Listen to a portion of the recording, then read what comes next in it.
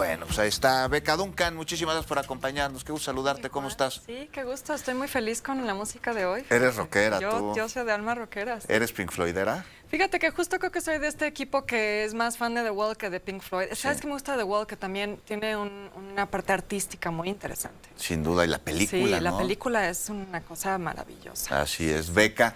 Oye, pero otro tema nos convoca el día de hoy y tiene que ver con pues el lamentable atentado que se registró ayer en Pensilvania en contra de Donald Trump y pues nos trae a la memoria que Estados Unidos, ese país que utiliza el eufemismo de ayuda humanitaria para invadir otros países porque dice que tienen problemas democráticos y los van a ayudar, cuando realmente lo que quieren son sus recursos naturales, parece que no ven los problemas que sí tienen en su territorio. ¿Cuántos atentados a presidentes o candidatos a la presidencia ha tenido Estados Unidos a lo largo de su historia? Este país que se aferra a mantener una política armamentista y que sea un derecho de los ciudadanos, pues andar armados como si estuvieran en el viejo oeste. Ya comprar una chela, eso sí te ponen más restricciones que una ametralladora automática, Beca. Pues justo fíjate que todos los atentados que ha habido a presidentes, bueno, presidentes que han sido asesinados siendo presidentes, o también la mayoría a candidatos a la presidencia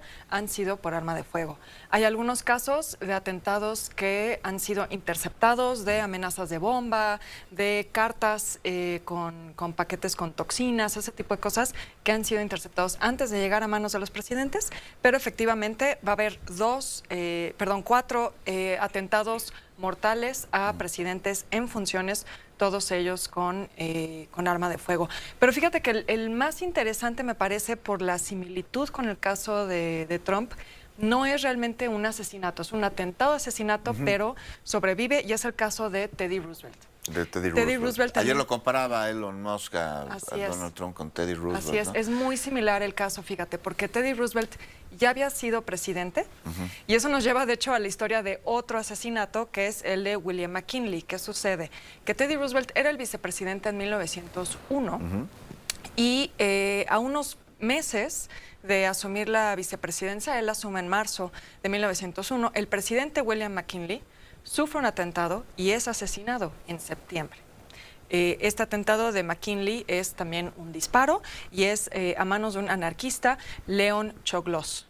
Y entonces, pues a Teddy Roosevelt termina convirtiéndose en presidente, que es lo que sucede en Estados Unidos, ¿no? El vicepresidente es el que asume la presidencia. Okay. Entonces, bueno, ya tienes ahí un asesinato del presidente en funciones y Roosevelt se convierte en presidente. Y después hace una campaña como expresidente para la reelección a la presidencia en 1912. Entonces, o sea, no fue similar. inmediato que deja el cargo y es posterior que Deja el cargo a la busca. presidencia, exacto. Mucho tiempo después, Sí. su periodo presidencial termina en 1909. Sí. En 1912, como expresidente, hace campaña nuevamente para la presidencia, que es lo que estamos viendo ahora con Trump, ¿no? Así es.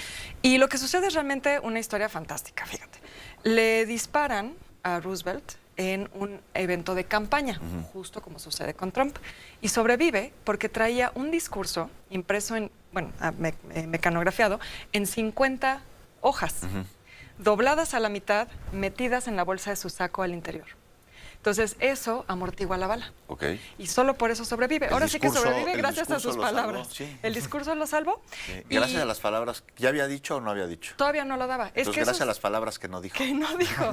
Pero no, eso es lo que es realmente increíble de este caso, fíjate, porque recibe el balazo, sabe que sí atraviesa la piel porque siente el impacto, pero Roosevelt era de una formación súper interesante. Él inicia su formación académica estudiando biología, ciencias naturales, era cazador, entonces tiene un conocimiento de la anatomía que le permite darse cuenta que el balazo no era mortal porque no había perforado los pulmones, porque no estaba escupiendo sangre. Okay. Continúa con el discurso. Después de que le disparan. Con la bala en el pecho. Decide continuar, da su discurso, dicen que la camisa y el saco comienzan a ensangrentarse, pero él continúa, termina sus 50 páginas de discurso y es cuando ya finalmente va al hospital y deciden que es mejor dejarle la bala que quitársela, y entonces el resto de su vida va a tener la bala en el pecho.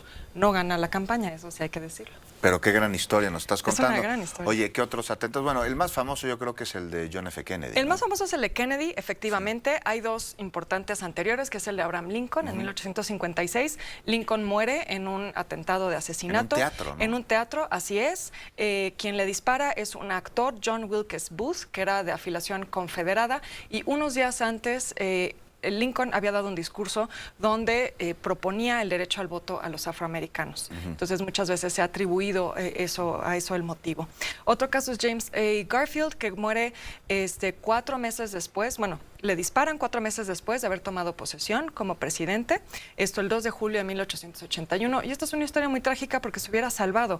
Él muere 4 meses después, muere en septiembre, pero en realidad muere por la infección de la herida.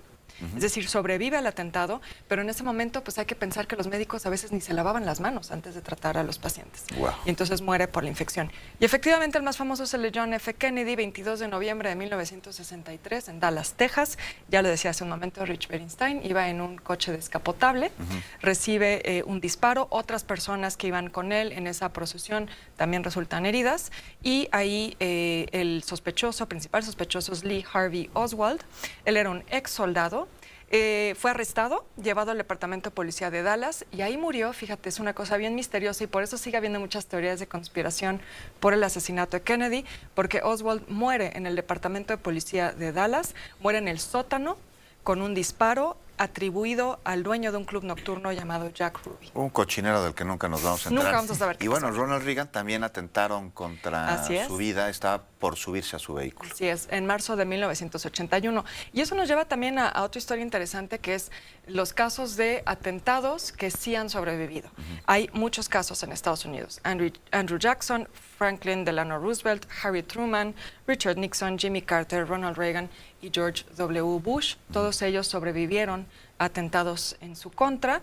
Y fíjate, ¿Y como candidatos ahora Donald Trump? como candidatos, como que sobrevive como candidato Trump, que es asesinado como candidato Robert F. Kennedy, que es una de las tragedias de la familia Kennedy, es que el hermano, siendo senador, hace campaña para la presidencia en 1968 y es asesinado también por disparo en un hotel de Los Ángeles. Pues Beca, como siempre, muchísimas gracias por esta revisión histórica que nos ayuda a través de ella a entender lo que está sucediendo hoy. Es imposible entender lo que sucede hoy si no sabemos lo que sucedió ayer. Es imposible entender este tuit que se volvió mega viral de Elon Musk comparando a Trump con Roosevelt si no sabemos esto que tú nos acabas de contar, ese discurso de 50 hojas que en su pecho impidió que la bala atravesara sus pulmones. Gracias, Beca.